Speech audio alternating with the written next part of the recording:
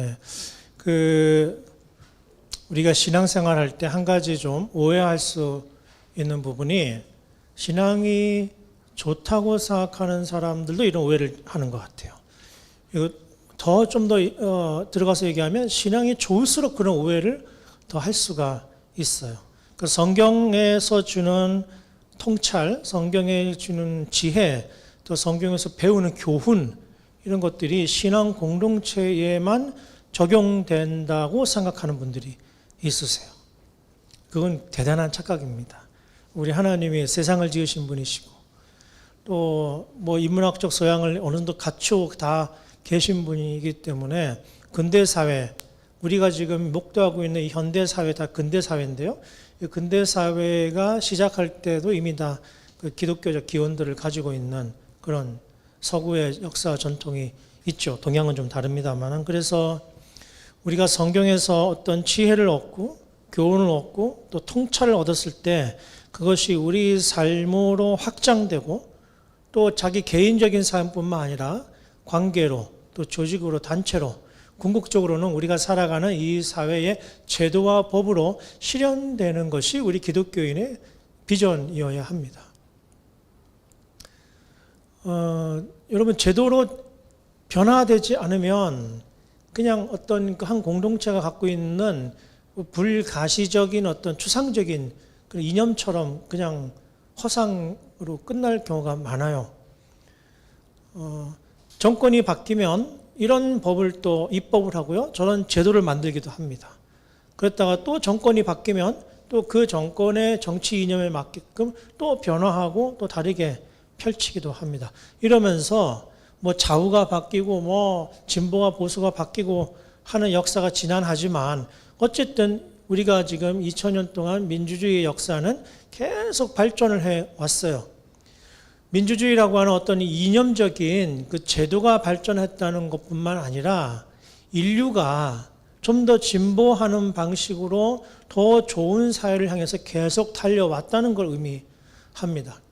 최근에 여러 가지 세계적인 경제 상황이나 정치 상황이 우리가 한 20세기에 알던 상황과는 좀 달라지면서 되게 복잡해지고 헷갈리는 경우도 많습니다만은 넓게, 스팬을 넓게 해서 살펴보면 여전히 우리는 더 좋은 삶을 향해서 better society, better life를 위해서 가고 있는데 대체로 이런 비전을 실천하려고 하는 많은 분들 중에 성경적인 인사이트와 성경적인 비전을 바로 그 법과 제도에 실현시키고자 했던 사람들이 굉장히 많은 것이 이제 서구의 역사라는 것이죠.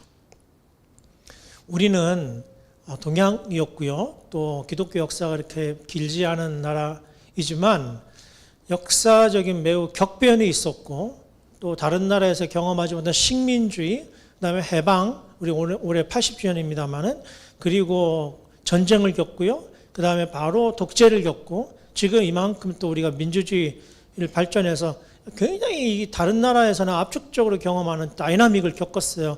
그러다 보니까 뭐 굉장히 업앤다운도 있고요. 치고받고 싸우기도 하고 복잡한 그런 상황이기는 합니다. 그렇지만 우리는 점점 나아가고 있고 이게 나아가고 있는 이 어떤 우리 공동체의 변화에 교회, 기독교 신앙이 이바지한 것들이 어떤 것이 있는가 생각해보면 결코 작다고 할 수가 없는 거죠. 근데 안타깝게도 다 아다시피 최근에 기독교인들에 대한 이미지나 신뢰도는 전에 없이 땅에 떨어져 있고요. 기독교인이 지금 매 뉴스마다 우리가 목도하는 것은 소위 기독교 리더십이라는 사람들이 그 공직에 있으면서 보여주는 신앙적인, 본인들은 그 신앙적인 행태라고 생각하는지 모르겠습니다만은 그 신앙적인 행태들이 매우 바람직하지 못한, 오히려 그것 때문에 저게 정말 기독교인가? 라고 생각할 정도의 충격적인 그런 모습들을 종종 우리가 목도하게 되는 것입니다. 다 신실해요. 그분들이 교회 가면은 다 존경받는 장로님이고 기도시키면 막 뜨겁고 막 이런 분들인데 이게 공직에 있을 때 공사 구분이 안 되는 건지 아니면 자신들의 그 신앙을 그렇게 표현해서 뭔가 하나님께서 원하시는 세상을 만들겠다고 하는 그런 열망이 그렇게 표현되는 건지 그 정확하지가 않은데 도대체 어떤 신앙을 가지고 있고 어떤 고민을 하고 어떤 신앙 훈련을 그동안 배워왔길래 저 높은 고위직에 있으면서 기독교인들이 저럴 것인가. 최근에는 충격적이게도 이 뭐 통일교다 신천지다 이래가지고 이 사람들하고 자신들의 이익을 위해서라면 쉽게 결탁해버리는, 그래서 다 신앙인들인데도 말이죠. 너무나 큰 충격을 받고 있어요. 왜 이런 일들이 우리에게 지금 벌어지고 있는가 하는 질문을 우리가 하지 않을 수 없어요. 참 열정이 있거든요.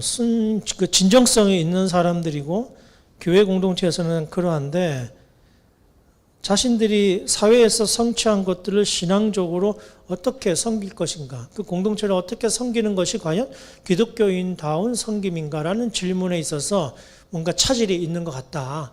신학자의 관점에서 볼 때는 아무래도 그런 것 같습니다. 그러면 그분들만의 문제인가?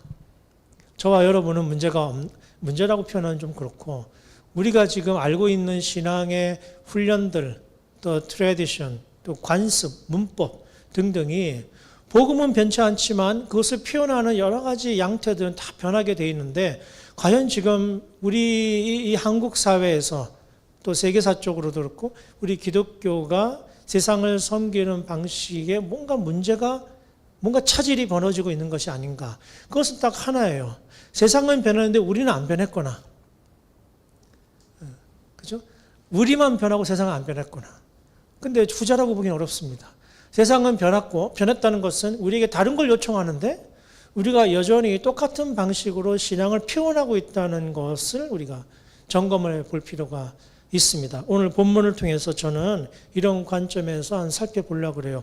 제목이 소명과 은사인데요. 좀 더 풀어서 얘기하면 소명주의와 은사주의 또는 소명주의 대 은사, 이렇게 얘기할 수 있을 것 같아요. 여러분, 소명과 소명주의는 달라요. 내가 1부 때 그걸 얘기를 못했는데 은사와 은사주의도 다릅니다. 근데 한국 교회는 대체로 소명주의, 은사주의에 굉장히 천착돼 있었고, 근데 하나님이 우리에게 은혜를 주시려고 우리가 그러함에도 불구하고 바로 그러했기 때문에 성장을 이뤘고 이만큼 전 세계에 유례가 없는 한국 교회의 큰 부흥 성장이 가능했던 것이거든요. 그러니까 우리가 어떤 것을 절대 악이다, 절대 잘못된 것이다, 또 어떤 것이 절대 옳다, 이런 생각을 하는 건 참 어리석은 일이죠.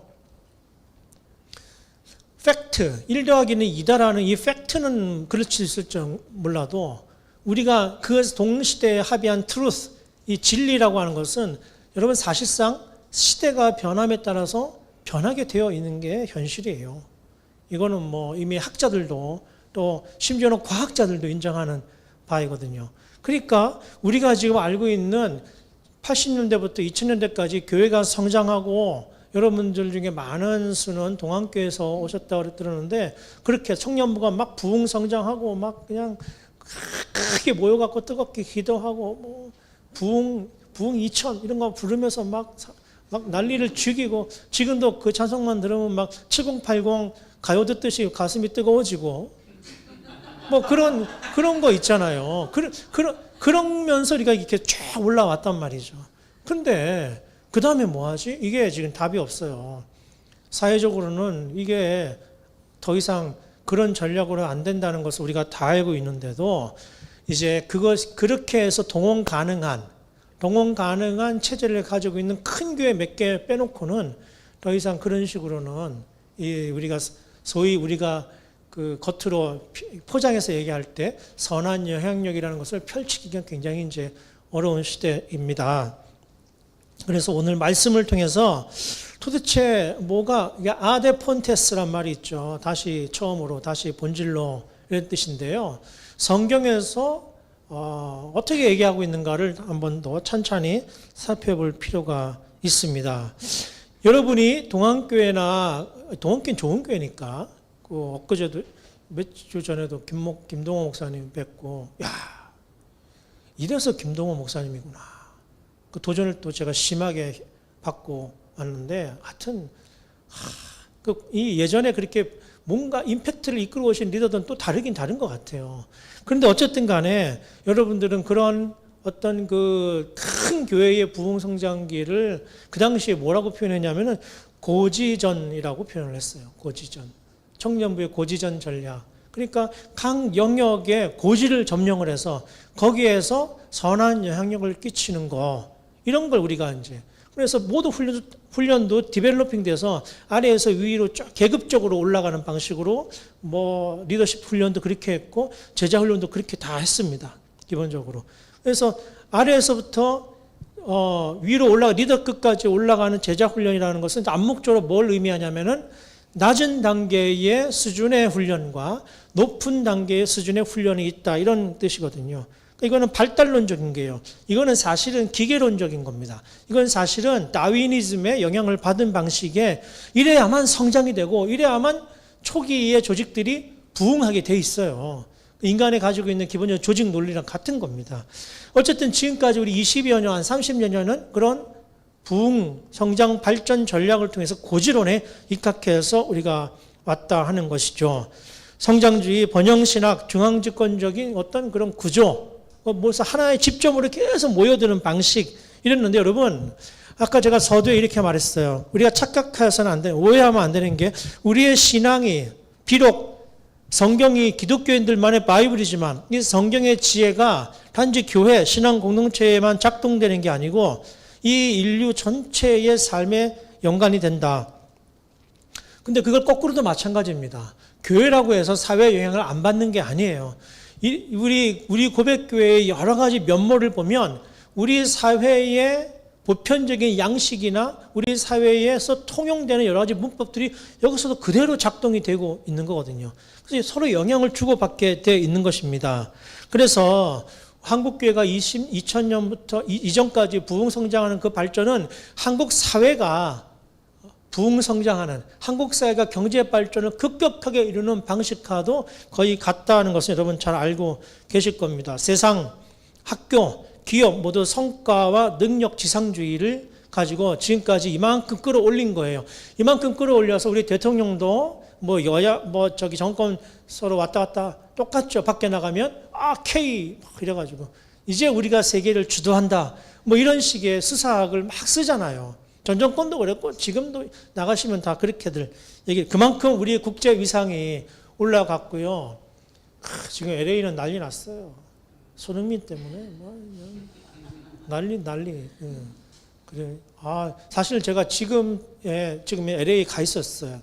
다음 주에 학술제 그 발표 때문에 LA 가서 좀 있어야 되는데 제가 발표하게 되는 그 학술회가 그 공공신학회인데 제가 스피커였거든요. 반 트럼프 스테이트먼트를 내가지고 회의가 다 줌으로 바뀌었어요. 입국이 어렵다 이래가지고. 네. 그래서 하여튼 LA 이번에 오랜만에 가보나 그랬더니 막 가서 간 김에 흥민이 좀 보고 올까 그랬는데 이게 못 가고 말았어요. 하여튼 말이죠. 지금 우리 한국의 위상이 높아졌고 K푸드도 얼마나 사람들이 좋아합니까? 이게 다 이 20, 30년 동안 과거에 70년대, 80년대, 90년대 쭉 오면서 그 중앙 집권적이고 경제적이고 성과 중심의 능력 중심의 이런 걸 계속 사회적으로 디벨롭을 했고 그 여력으로 교회도 사실은 쫙 올라온 것이죠. 한국교회의 대형화는 사실은 강남 개발로부터 시작됐다는 건 상식에 준하는 지식입니다. 그래서 사회적인 신뢰가 지금처럼 이렇게 약해진 것은 우리 사회가 지금 이렇게 민주주의의 위기를 맞고 여러 가지 그 발전 속도를 지금 상실하고 있는 것과 거의 같은 의미라고 볼 수가 있습니다. 그러니까 과거의 그런 리더십들이 지금 망가지고 있는 것처럼 그 교회 부흥성장기의 교회 리더십이었던 그 어르신들이 지금 망가지고 있는 거죠. 똑같은 이치라고 얘기를 할 수가 있겠습니다. 번영신학, 이 프로스페리티 거스펠이라고 그래요. 이 번영신학이라고 하는 것은 신앙이 곧 물질적인 복으로 증명될 수 있다. 성공이 바로 당신이 제대로 믿고 있다는 것을 증명할 수 있다. 이런 걸 얘기하거든요. 뭐 기업이 안 된다, 뭐 대학을 잘 못 갔다, 뭐 다른 사람이 볼 때 번듯한 직장을 못 다닌다, 이런 것들은 사실 당신의 신앙이 문제가 있는 거야. 하나님이 네가 열심히 믿고 이러면 다 형통해 주시는데 라는 그런 사고방식, 이런 것들이 문제가 있죠. 우리가 지금 문제가 있는데 실제로 한국교회를 성장시켜온 동력은 바로 그런 신앙이었다는 것이죠. 거기에 굉장히 큰 우리가 반성이 필요합니다. 성과주의 달성을 위한 탑다운 의사결정 구조, 일사불란하게 움직이는 조직 체계를 갖췄기 때문에 지금 같은 대형교회 체제라는 게 운영이 가능합니다. 대형교회는 반드시 그래야만 해요. 그러지 않고서는 대형교회가 존재할 수가 없어요. 지금도 얼마 남지 않은 여력을 동원 방식으로 집중적으로 그 타겟팅을 해서 지금 그래도 몇몇 대형교회들은 유지가 가능한 거예요. 시대의 착오적인 리더십이지만 여전히 그런 방식으로 몇 안 돼 남아있는 동력들을 끌어모으는, 전부 수평 이동으로 이제 가는 거거든요. 그런 방식으로 교회를 유지하는 거죠. 지금도 부흥하는 교회가 있다, 이런 얘기 하잖아요. 대부분 가보면 일사불란한 조직 체계를 가지고 있고 성과 중심으로 그렇게 돌아가는 것이라고 볼 수 있습니다. 이런 교회는 잘 성장 안 해요. 들때 볶아야 되거든요, 이게. 성과주의를. 1916년에 여러분 1차 세계대전, 이제 독일군하고 프랑스하고 맞붙었는데 그 유명한 베르댕 전투라고 있습니다.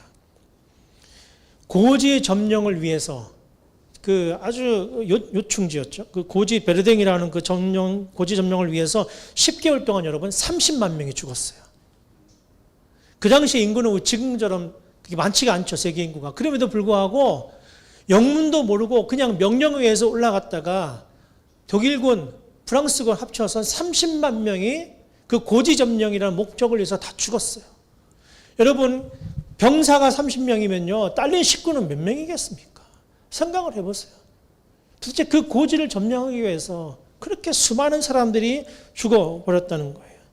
고지 점령 자체가 본질이었지만 전쟁의 승패 의미하고는 별로 관계없는 소모전만 계속한 셈이에요. 우리나라 낙동강 전선을 지키기 위해서 무수한 사람이 죽었습니다. 고지를 점령하라. 우리나라의 고지 점령전으로 가장 유명한 전투는 백마고지 전투입니다. 지금도 전사자들 발굴하고 있어요. 미군도 나오고요, 우리나라 사람 나오고요, 중국 사람 나오고요, 다 그렇습니다. 하루에도 여러 번 고지를 빼앗기는 그런 반복되는 전투를 통해서 병사들은 내가 왜 싸우지? 잊어버리는 거죠. 고지 확보가 여러분, 고지 탈환했다, 우리가 승리다, 이게 보장이 안 되는 거예요. 그러면 왜 자꾸 바뀔까요? 여러분 생각해 보셨어요? 왜 자꾸 바뀔까요? 그렇게 수많은 생명이 희생하면서 왜 자꾸 바뀔까요? 고지를 뺏는 데는 기술이 있고 고지를 뺏는 데는 목숨을 다해서 악착같이 올라가지만 고지를 지키는 건 어려운 일인 것이죠. 참호를 파고 각자 사주 경계를 하고 각자 영역에서 자기 맡은 바 임무를 최선을 다해서 해야 되는데 그게 쉽지가 않은 거예요. 그래서 한쪽이 뚫리기 시작하면 다시 고지를 점령하는 군대가 바뀌게 되는 것이죠. 그러니까 사실은 고지전을 계속 반복되는 이유는 지키지 못해서 그런 것이거든요. 뺏는 데만 혈안이 되어 있는 것이죠. 그래서 이거 지키는 전투를 뭐라 그러냐면 진지전이다, 이렇게 얘기를 합니다. 진지전, 참호전, 진지전, 이렇게 얘기를 하거든요. 한국교회는 지금까지 이 세상을 섬기는 방식을 고지전으로 가르쳐 왔어요. 가장 영향력 있는 자리를 선점을 해서, 그게 안 되니까 지금은 어떻게 합니까, 여러분? 우리 부끄러운 어른들이 요즘에 많이 나와요. 영향력 있는 사람과 친해져서, 영향력 있는 사람의 근처에 가서 뭐는 선물하고 뇌물을 먹이고 뭐 브로킹을 해가지고라도 영향력 있는 사람의 근처에 어슬렁거리면서 영향력을 확보하는 것이 하나님 나라를 위한 것이고 그게 믿음이라고 지금 강변하고 있는 사람들이 텔레비에 너무 많이 등장을 하고 있어요. 그 사람들은 그게 신앙이라고 생각을 하는 것 같아요. 이게 여러분, 신앙인들이 이렇게 고지전적인 리더십을 자꾸 강요하고 교회에서도 청년들에게 집회하면서 여러분 하나님께서 함께 하시면 여러분 이 세상을 지배하십시오. 정복하십시오. 그리고 일종의 레토릭처럼 우리가 집회하면은 맨날 그런 사람 청년들이 지금도 우리 학교 학생들도 맨날 이 사경회 하면은 똑같은 레토릭을 반복해. 세계 열방과 민족이 예수의 무릎 앞에 꿇게 하시고.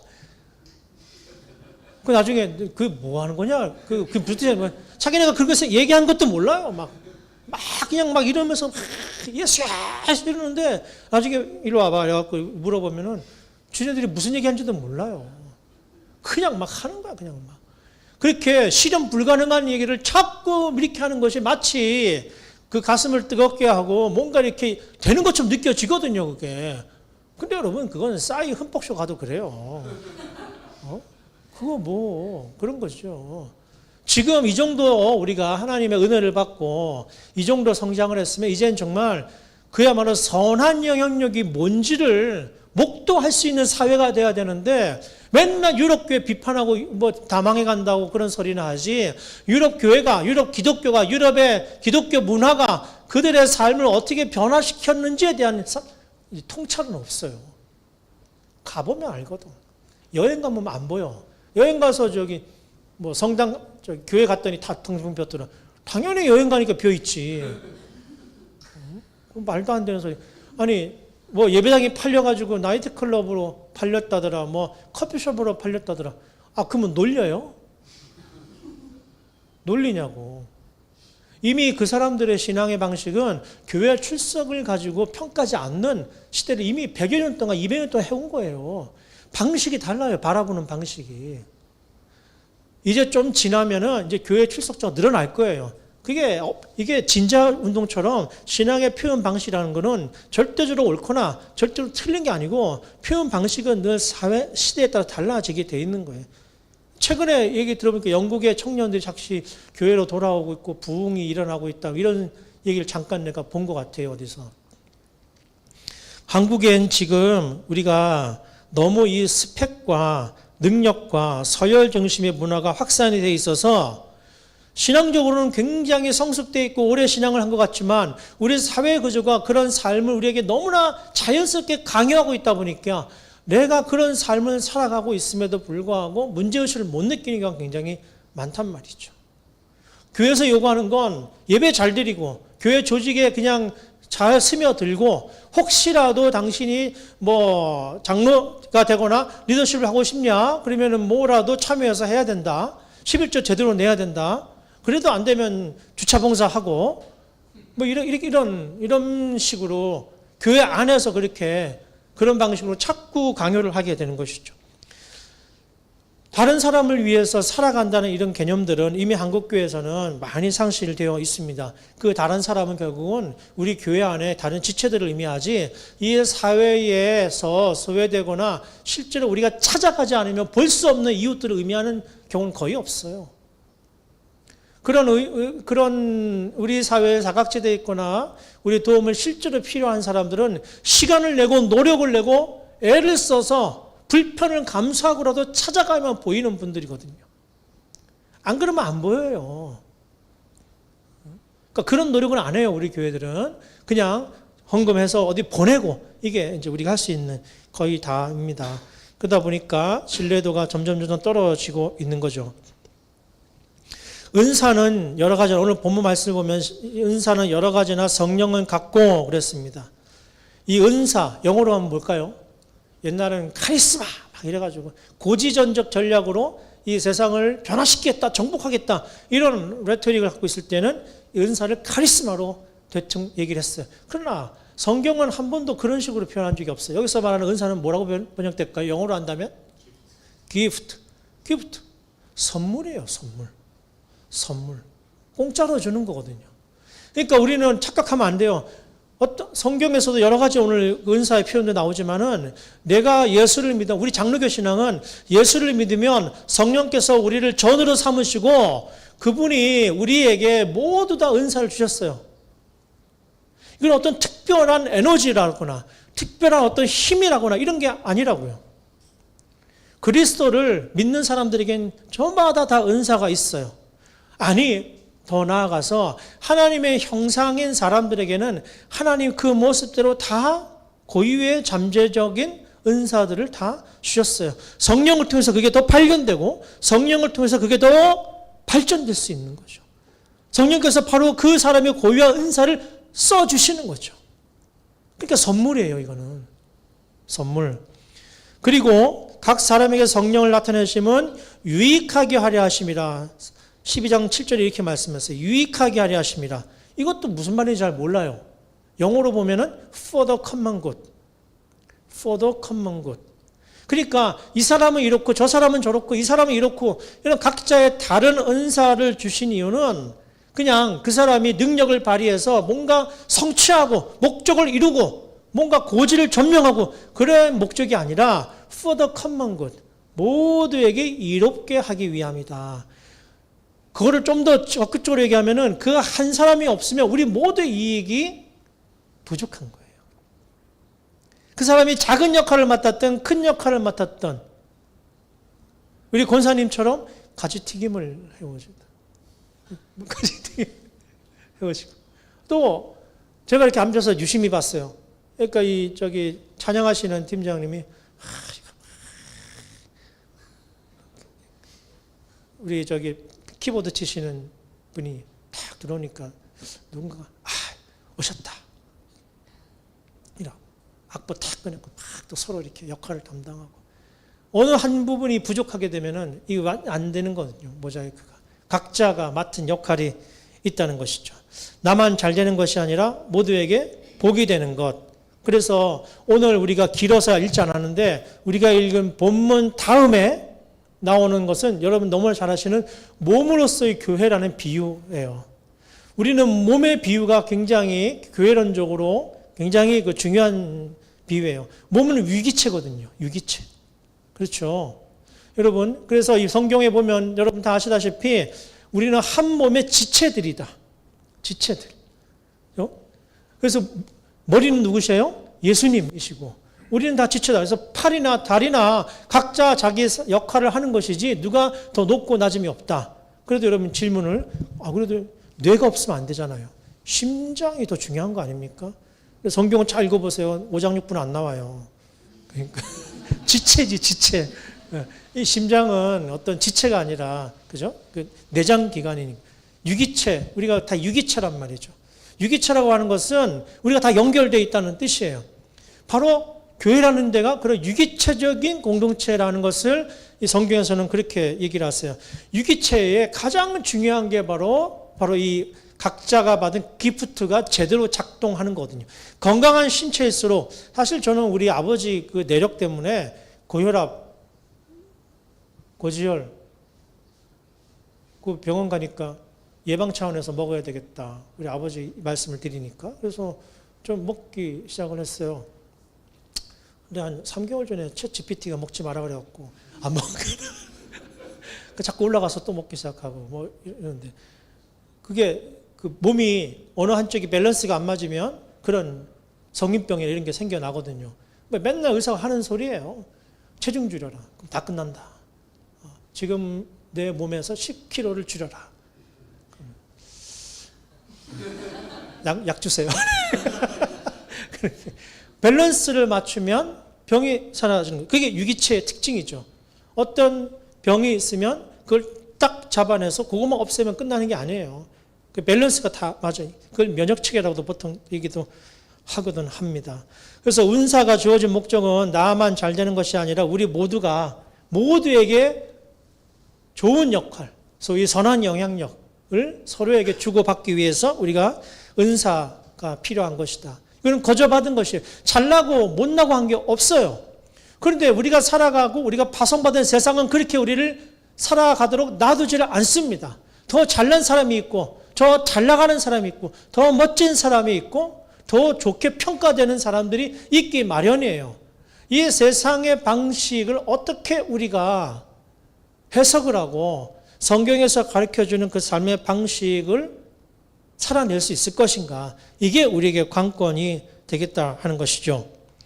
서열이 있는 사회는 우리를 하여금은 경쟁하게 만들고 서로 부딪히게 만듭니다. 그러나 오늘 이 성경에서 보여주는 교회 공동체의 모습은 그렇지가 않습니다. 서구 사회가 여러분 종교개혁 이후에 종교를 거부하면서 사회가 만들어졌다는 오해를 종종들 하시는데 그렇지가 않습니다. 서구 근대 철학자들은 거의 다 그 신앙인들이었어요. 심지어는 아담 스미스도 국부론을 읽어본 사람은 알겠습니다만 워낙 두꺼워서 잘 읽지 못하지만 장장마다 하나님 얘기해요. 장장마다. 보이지 않는 손은 어쩌면 아담 스미스에게 사실은 성령일 가능성도 있어요. 그게 이제 자본주의의 물신주의에 대한 기본적인 전제가 없었기 때문에 이렇게까지 갈 수 상상을 못했죠. 그래서 그걸 반대하는 막스가 등장하게 되는 그런 역사가 있는데 그런분들 막스도 마찬가지고 전부 다 성경적인 통찰과 지혜로부터 세상을 해석하는 그런 인사이트를 얻었다는 것은 우리가 다 상식적인 이야기인 것입니다. 그러므로 여러분 우리가 살아가는 이 세계가 성경적인 지혜와 통찰로부터 벗어난 방식으로 돌아가고 있다는 것을 우리가 안타까워야 해야 되는 것이고 우리가 성경을 통해서 주는 교회론의 이 어떤 통찰이나 원리들은 우리가 살아가는 방식에서도 가능해야만 그게 그리스도인의 삶으로서 영향력을 끼치는 것이지 고지를 점령해서 높은 곳에서 영향력을 행사하고 전부 다 기독교인으로 만들려고 한다든가 그 공조직을 요즘에 공무원 높은 자리에 앉아있는 기독교인들이 지네 마음대로 해가지고 원성을 사는 게 얼마나 많아요. 자기 마음대로 기독교인끼리 짝짝꿍 해가지고 자기네가 원하는 방식으로 움직여가는 게 마치 하나님께 영광을 돌린다는 것처럼 이런 이상한 논리를 펴는 건데 그게 바로 이 성장기, 부흥기를 이끌어온 번영신학의 폐해다 이 말입니다. 교회와 조직체가 다 마찬가지예요. 깔뱅, 우리는 장로교의 후예들이죠. 이 장로교의 시조인 깔뱅은 직업 소명설이라는 걸 내겼습니다. 직업 소명설. 여러분 루터가 종교개혁을 했어요. 그 다음에 제네바에서 깔뱅이 이 개혁교회를 창시를 했어요. 루터만 해도 직업세계, 즉 이 세속세계, 국가세계, 국가와 교회가 분리돼 따로따로 영역이 따릅니다.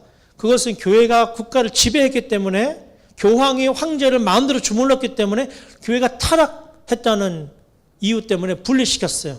그것은 어느 쪽이 옳다는 게 아니라 둘 다 하나님의 기관이다. 높고 낮음이 없다라고 하는 인사이트였어요. 근데 깔뱅이가 하더라도 이 중첩된 오버래핑 되는 영역이 없습니다. 국가와 교회가 이렇게 분리되어 있어요. 워낙 지금까지 붙어 있었으니까 분리시켰는데 그래서 코람데오 루터에게 코람데오는요 하나님과 나와의 1대1의 관계가 더 강해요. 그런데 이 제네바의 이 개혁자인 장 깔뱅은요 이 중첩된 영역을 독립적으로 유지하는 건 똑같지만 중첩된 영역이 있어요. 루터는 분리되어 있지만 이 원이 중첩되는 중간지대가 있단 말이에요. 바로 이게 장로교 교인들의 신앙고백의 독특성이에요. 그리스도인으로 살아가지만 시민으로 살아가는 삶이 또 중요한 거예요. 그래서 그리스도인과 동시에 시민으로 어떻게 살아갈 것인가 이게 장로교인들의 굉장히 중요한 질문이었고 이게 민주주의를 성경의 통찰에 기반해서 발전시킨 원동력이 될 수 있었던 것이죠. 대의정치라는 게 거기서 나온 거거든요. 기본적으로. 이럴 때 깔뱅이 1대1의 관계를 코람데오 1대1의 관계를 깔뱅이 와서는 하나님과 나와의 관계가 코람데오가 될 수 있으려면 나와 이웃과의 관계, 나와 세계와의 관계가 똑같이 코람데오여야만 가능한 거예요. 깔뱅은 그게 달라요. 그래서 하나님과 나와의 관계가 이 세계와 이웃과의 관계로 확장되는 게 장로교 신앙 고백이었어요. 그래서 민주주의가 가능했던 거예요. 그래서 직업 소명설이 나온 거예요. 직업도 성직이다 말이죠. 당신들이 직업을 갖는다고 하는 것은 그냥 벌어먹기 위해 사는 것이 아니라 하나님이 사제나 목회자만 아니고 당신들에도 거룩한 직을 맡겨서 거기에 파송한 것이니까 당신도 거기서 하나님과 함께 동행하는 것처럼 살아가야 된다. 이게 직업 소명설의 본질이에요. 가서 정복해라. 다스려라. 거기서 그 사람들 다 기독교를 바꿔놔라. 이런 뜻이 아니고요. 섬겨라. 하나님의 주신 방식대로 잘 해서 섬겨라. 도와라. 사랑해라. 그리고 세속적으로 금욕해라. 함부로 낭비하지 마라. 이게 다 깔뱅의 가르침이었거든요. 그래서 어떻게 됐습니까? 민주주의뿐만 아니라 자본주의가 초기에 확 일어났던 거예요. 지금 자본주의가 왜 망하느냐, 왜 이렇게 엉터리가 되느냐, 금욕주의가 없거든요.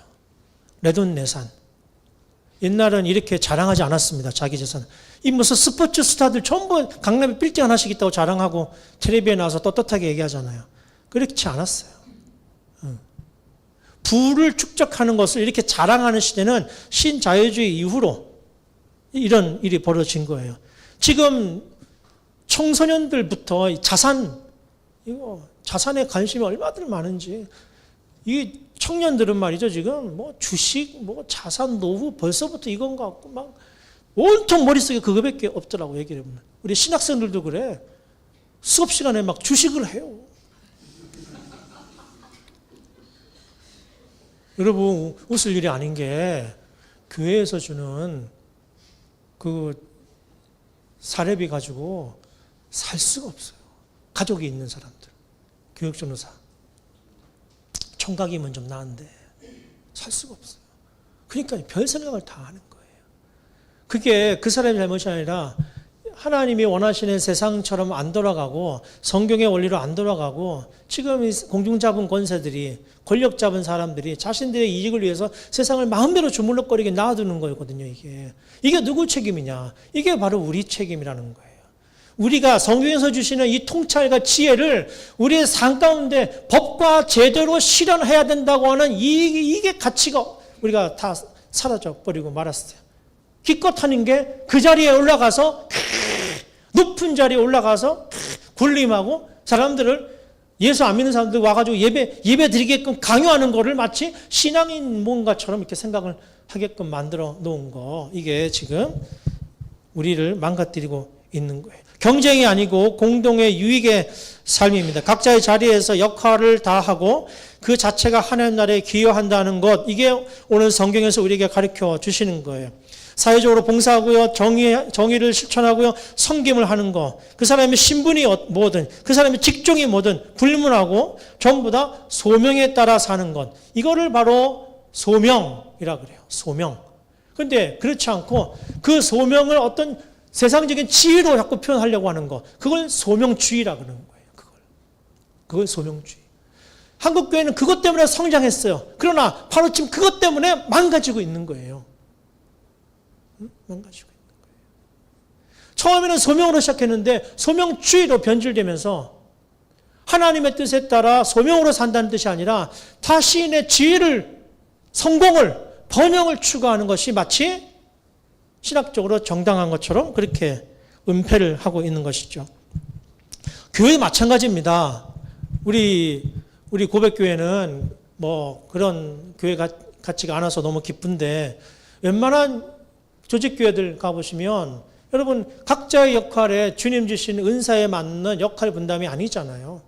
위계지 않아요. 장로님, 권사님, 집사님, 이런 다 이게 하이라키 쫙 쓰는 것이고, 그 동년배에 내 친구가 어릴 때부터 같이 자랐는데 내 친구는 장로가 됐고 나는 이번에 못 됐어. 그럼 교회 안 나와. 그런 일이 많아요. 심지어는 날 장로 시켜줄 교회를 옮겨야. 그 다른 교회 가서 장로 해갖고 다시 와요. 그런 일이 있는 겁니다. 왜 그래요? 그게 기프트가 아니고요. 예, 권력이 되는 거죠. 권력이. 성공이 되는 거예요. 그게 성공.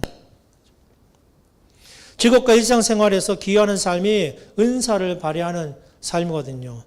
각자의 역할을 최선을 다해서 했을 때 그 목표한 진지를 잘 가꾸고 지켜내는 거. 그래서 거기에 함께 더불어 이제는 살아가는 거. 이런 전략의 패러다임 시프트가 필요한데 아직도 고지전을 벌이려고 그러고, 고지전을 하니까 희생자가 따른다니까요. 고지전을 하면 죽는 사람이 생겨요. 낙오자가 생겨요. 손흥민이 참 자랑스럽지만 인성조차 아름다워서 참 좋지만, 여러분 프로 축구하는 사람들이 누가 다 손흥민처럼 되겠습니까? 아니 아마추어 축구 선수들 지금 얼마나 많은데요. 그 사람들이 다 손흥민처럼 되겠습니까? 그럼 이렇게 그 한 사람의 정점으로 하이라키가 짜여진 사회 구조에서는 나머지 사람들은 전부 다 좌절감을 느끼고 사는 거예요. 나는 언제 저렇게 되나? 나는 언제 저렇게 되나? 우리 고백교회는 우리는 언제 목사님 부흥 안 돼요. 목사님 이거 뭐 우리가 이거 했는데 이렇게 이거 어제나 그제나 똑같고 이거 부흥 안 돼요. 이런 사람이 있으면 그래도 한 명 있어야 되는데. 너무 그대로면 또 재미없잖아요. 그죠? 그러니까 여러분, 그런 교회의 분위기가 막 되면 성장할 수도 있어요. 막 분위기가. 그러니까 그거는 교회라서 성장이 아니라 인간의 조직은 다 그래요. 인간의 조직은 탑다운을 하고 쪼우고 계속 갈구고 이러면요. 성장하게 돼 있어요. 그거는 교회가 아니라 어디든 마찬가지예요. 그게 다단계지, 그게. 교회에, 지금까지 한국교회 교회 성장한 이유가 총동원주의니 뭐니, 그 다단계거든, 그거. 솔직히 말해서 우리끼리니까. 그런 전략으로 인간의 조직은 다 똑같아요. 교회라고 다른 게 아니라고요. 그런데 인간의 조직과 다른 방식으로 교회라는 것을 규정한 성경 말씀이 오늘 본문인데 이걸 다 잊어버리고, 만약에 상상을 봅시다. 존 레논이 천국도 없고 나라도 없고 경계가 없는데 얼마나 살기 좋겠냐. 그 얘기는 천국 없애버려, 지옥 없애버려, 이런 뜻이 아니고, 이 세상에 그런 걸 갈라놓고 사람을 갈라치게 하고 폄훼하고 차별하는 이 시스템을 없애버리자라는 어떤 희망의 갈구였죠. 평화의 갈구였단 말이죠. 오늘 성경에서 얘기하는 이 비전이 우리 사회 곳곳에서 실현된다고 상상해 보세요. 정말 너무나 벅찬 거 아니겠습니까? 각자가 다 그렇게 살아간다는 거. 이 깔뱅이 비전을 우리 현대 신학자 중에 유명한 미로슬라브 볼프라는 사람이 일과 성령에서 다시 재해석을 했어요. 루터의 이 소명론, 깔뱅이의 소명론은 지금 우리 사회에는 조금 변화가 필요하다. 그때는 플랫폼 노동도 없었고요. 지금처럼 이런 자본주의 시스템이 발전하지도 않았어요. 코인이 뭔지도 모르는 시대였어요. 그 당시에는. 그러니까 거기에서 직업 소명서라고 하는 것은 그냥 세상 속에서 삶을 의미해요. 그러나 지금은 직업이라는 것은 너무 다양하고 누가 좋아서 플랫폼 노동자를 평생 소명으로 알고 살겠냔 말이에요. 그러니까 그렇게 얘기하면 안 돼. 그렇게 고착돼서 얘기하는 게 바로 소명주의인 거고, 소명이라고 하는 거, 은사주의가 아니라 은사라고 하는 것은 자기의 잠재력을 극대화할 수 있는 삶, 자기가 잘할 수 있는 것, 자기가 비교하는 게 아니고, 나는 비록 남들이 알아주는 대학을 안 나왔지만 내가 가진 장점이 이 사회에서 충분히 보장되고 발현할 수 있도록 격려되는 삶, 그런 사회가 되도록 하는 거, 이게 바로 오늘날 필요한 새로운 비전이다라고 이 볼프라는 사람이 얘기하는 것입니다. 그래서 그리스도인들이 이 성경의 비전에 따라서 일과 직업만이 아니라 은사, 창조성, 다양성에 집중을 해야 된다라고 하는 것이죠. 교회와 일터 모두 각자의 역량을 존중받고 협력할 때 그게 가능한데, 삼성전자,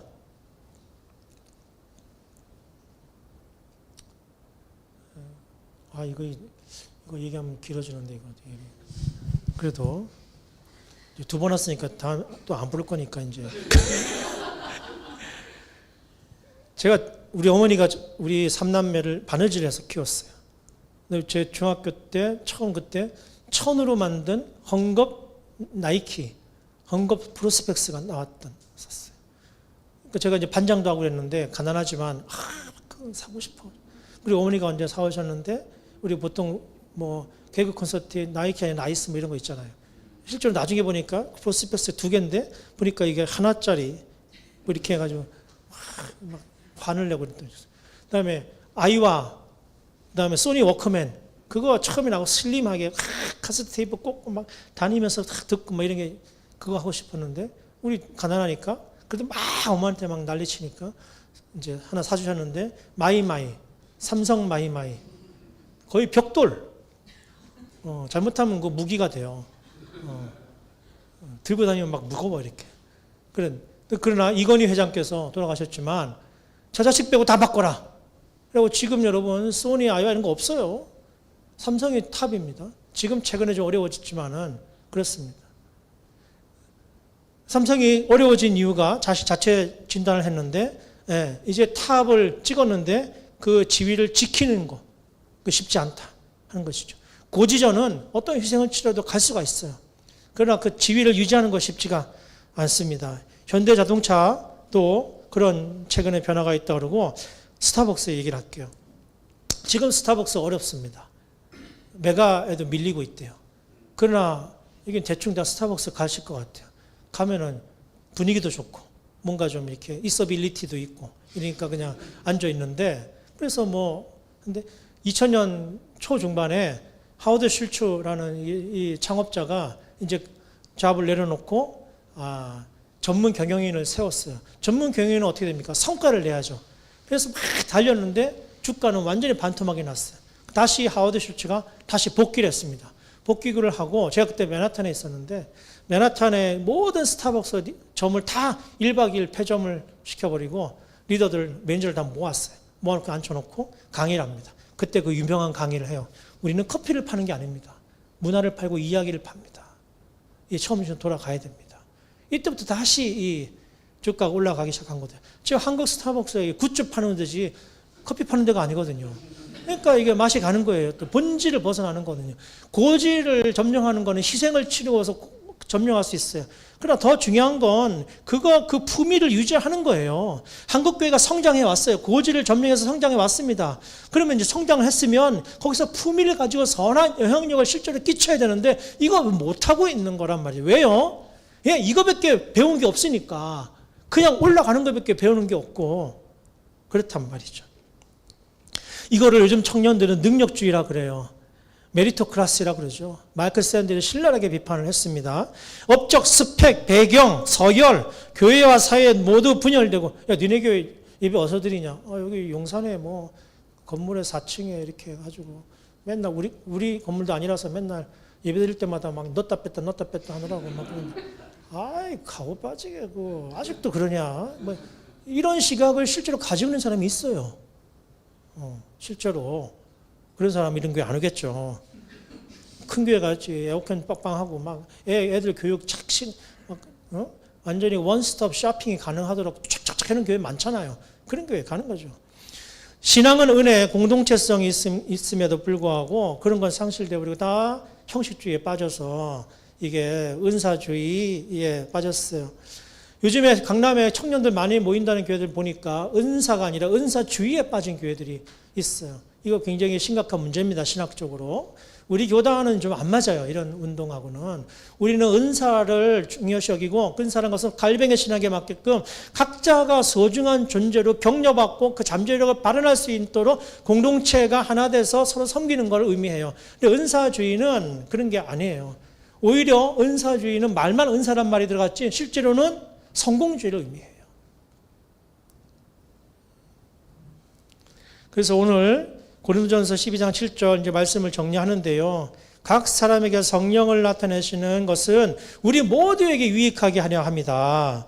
은사라고 하는 것은 개인의 어떤 자신들의 소유를 만드는 게 아니고 공동체를 위해서 살아가는 삶을 위해서 주어진 것이다. 그래서 공짜로 주어진 선물이다. 그리고 약한 은사 그런 게 없는 거다. 아직 발현되지 않은 은사만 있을 뿐이다. 그 사람은 아직 기회를 못 가졌을 뿐이에요. 그 사람은 아직 이 사회의 경쟁과 이 사회의 시스템 때문에 자신이 마땅히 발휘해야 될 기회를 못 가졌거나 경쟁에서 밀렸을 뿐이지 은사가 없거나 실력이 없거나 부족한 사람이 아니다 이 말이에요. 이 시각을 정치권도 기업인도 가질 수가 없어요. 성과를 내야 되니까. 그리스도인만이 고린도전서 12장에 맞춘 이 인사이트로 형성되는 신앙 공동체만이 바로 그런 격려를 할 수 있고 그런 시각으로 다른 사람을 타자를 바라볼 수가 있는 것이고 그래서 우리는 코람데오가 사회적으로 구성될 수 있는 것이고 그게 확장돼서 우리 사회를 법과 제도에 영향을 끼칠 수 있도록 해야 되는 것이죠.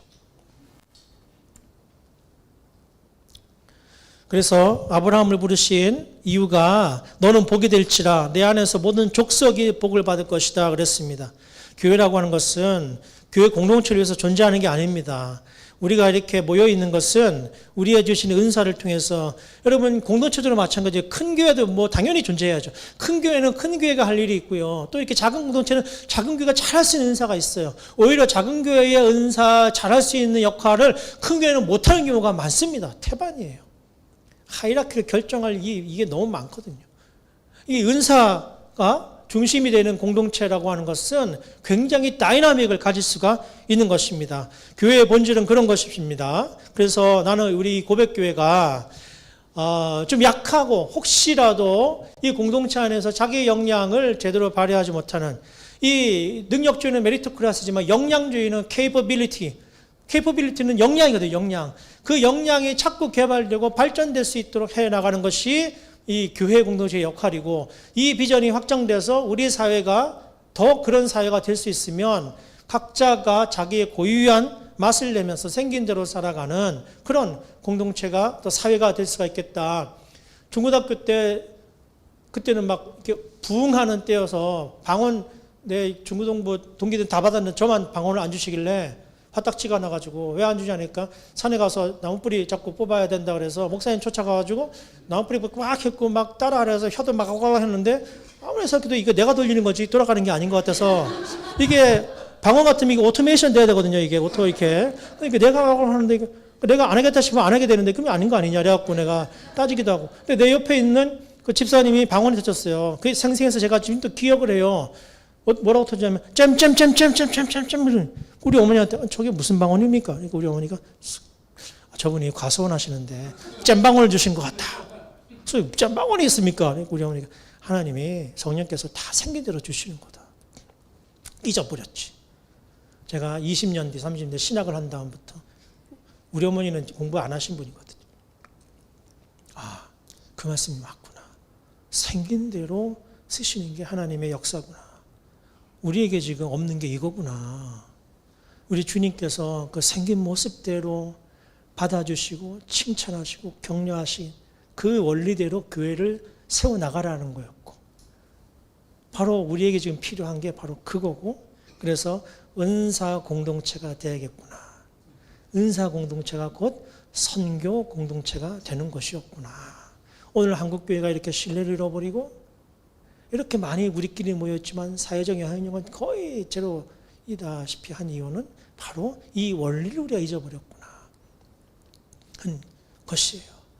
나와 다른 사람들, 우리와 신앙이 다르고 가치가 다르고 이런 사람들, 그런 사람들이 여러분 우리 자신만의 잣대를 평가하는 게 아니라 하나님의 형상으로서 살아갈 수 있는 사회가 될 수 있도록 우리가 격려하고 돕는 거, 이게 바로 오늘 우리가 감당해야 될 일들이다 생각합니다.